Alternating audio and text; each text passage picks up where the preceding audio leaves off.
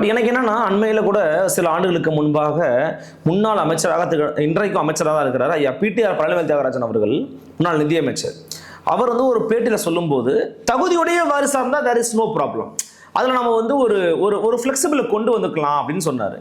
அப்போ அது கூட உங்களுக்கு ஏன் கன்வின்சிங்காக படலை? இது வந்து தன்னை நியாயப்படுத்திக்கிறது, வசதியாக யோசிக்கிறது. பிடிஆர் படித்தவர், பண்பாளர். திரும்ப திரும்ப நான் கேட்குற பாயிண்ட்டு வந்து பதில் சொல்லாமல் நழுவி போகிறாங்க நீங்களும்.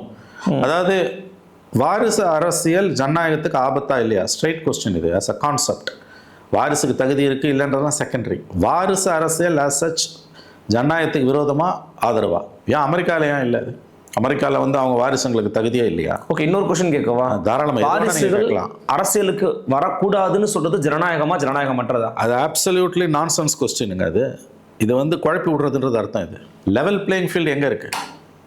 ஏன் இங்கிலாண்டில் நடக்கலை? இன்றைக்கி வந்து உச்சபட்ச ஜனநாயகமாக கருதப்படுகிற ஐரோப்பாலேயோ அமெரிக்காலேயோ ஏன் இந்த கொஸ்டின் வரல? கிளின்டனோட மனைவி வந்தாங்கன்னாலும் தோற்கடிக்கப்பட்டாங்க. அது ஒன்று. புஷ்ஷோட பையன் வந்தார். ரேர் கேஸ் தானே அது. வந்து நீ நல்லா ஞாபகம் வச்சுக்கோங்க, 2 டேர்முக்கு மேலே வைக்கக்கூடாதுன்னு வச்சான் இல்லைங்க, அதுதாங்க உண்மையான ஜனநாயகம். 2 டேர்ம் ஞாபகம் வச்சுக்கோங்க. 8 வருஷம் இல்லை, 2 டேர்ம். 4 வருஷம் முடிஞ்சு 2வது வருஷத்தில் 2வது டேர்மில் பிரசிடென்ட் செத்துடுறாரு, வைஸ் பிரசிடென்ட் மீதி இருக்க 2 வருஷத்துக்கு வந்துட்டு போகலாம். 2 டேர்ம் 8 வருஷன்ற கணக்கில் அடுத்த 2 வருஷம்லாம் வர முடியாது அவர். புரியுதுங்களா?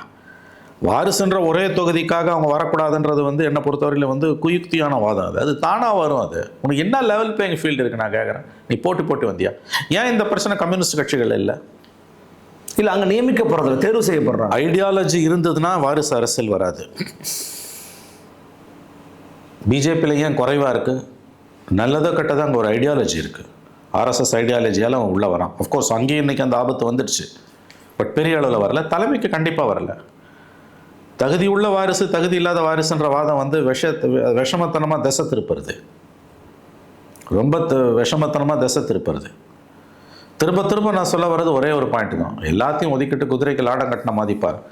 ஆஸ் அ கான்செப்ட் வாரிசு அரசியல் என்பது ஜனநாயகத்துக்கு ஆபத்தா இல்லையா? Say yes or no. Yes, அதில் எனக்கு மாற்றுக்கிறது இல்லை. மாற்றுக்கிறது. ஆனால் இன்னொரு பாயிண்ட் ஆஃப் வியூ நம்ம பார்க்கணும்.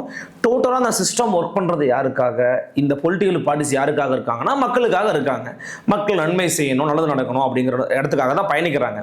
இந்த நன்மை செய்வதற்கோ பல விஷயங்களை பண்ணுறதுக்கோ எப்போ பார்த்தாலும் கஷ்டப்பட்டு உழைச்சி முன்னேறி கருணாநிதி அவர்கள் மாதிரியோ இல்லை திருமாவளவன் மாதிரியோ இல்லை இந்த மாதிரி கஷ்டப்பட்டு தான் வரணும்னு ஏதாவது வச்சிருக்கீங்களா? என்ன அப்படிலாம்